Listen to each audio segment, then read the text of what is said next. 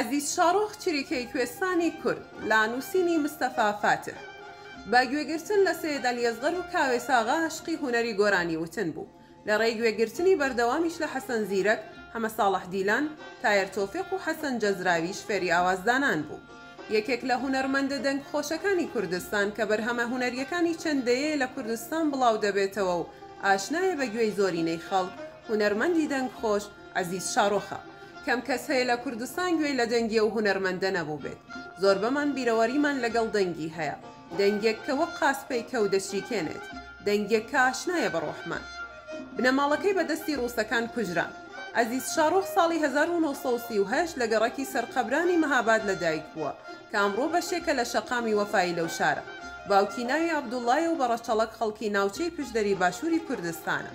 باپیرە گەورەی عزیز شارۆخ لە تەمەنی گەنجیدا ڕووی کردوتە دەوروبەری مەهاباد و لە ناوچەی مەنگوڕایەتی گیرساوەتەوە و لەگەڵ کچێکی مەنگوڕدا ژیانی خێزانی پێکهێناوە.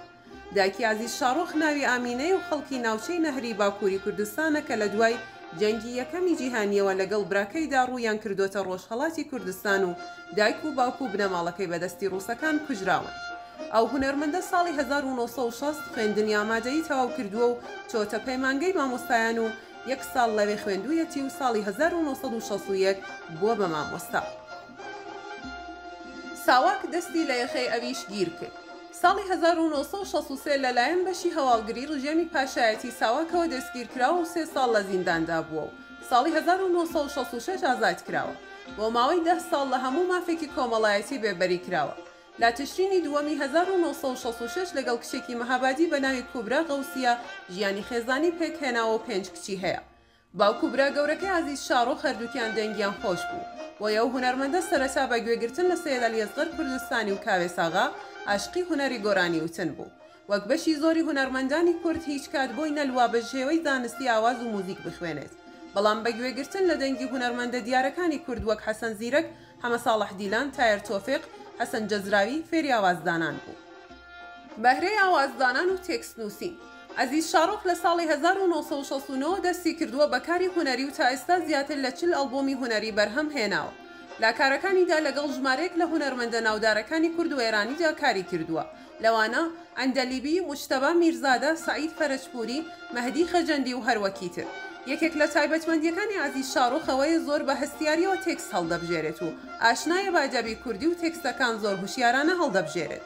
جگە لە کاری گۆرانی وتن خەریکی کاری نووسین و کۆکردنەوەی فۆلکلۆری کوردیە و هەروەها بەهرەی شیعر نووسینیشی هەیە. ساڵی 2000 کتێبێکی لەلایەن دەستگای ئاراستەوە چاپ کراوە کە کۆمەڵێک بەرهەمی فۆلکلۆری کوردی لە خۆ گرتووە. ساڵی 2021 خەڵاتی ماملەی پێبەخشراوە کە یەکێکە لە خەڵاتە دیارە هونەریەکانی کوردستان. خاوەنی خەڵاتی جیهانی ناودارانی کووردە. هەروەها ساڵی 2019 لە کنگرەی جیهانی ناودارانی کووردە خەڵات کراوە کەسایەتێکی دیار و ناوداری کورد. ژمارەیەک لە ئەڵبۆمی موزیک و گۆرانیەکانی عزیز شارۆخ ئەمانەی خوارەوەن. لە دەستی ئەشق، ئاوات، زەمانە، ڕووناک، سکاڵا، بەیادی سەیید ئەلیەزغەر کوردستانی، مەهاباد و چەندانی دیکە.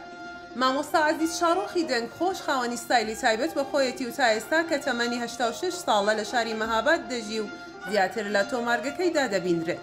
هەڵکشانی تەمەن بە ڕوخساریەوە دیارە، بەڵام وەک کەسێک کە هەست دەکات ئەرکێکی لەسەر شانە، هەر بەردەوامە لە کاری هونەری نووسین و لێکۆڵینەوە.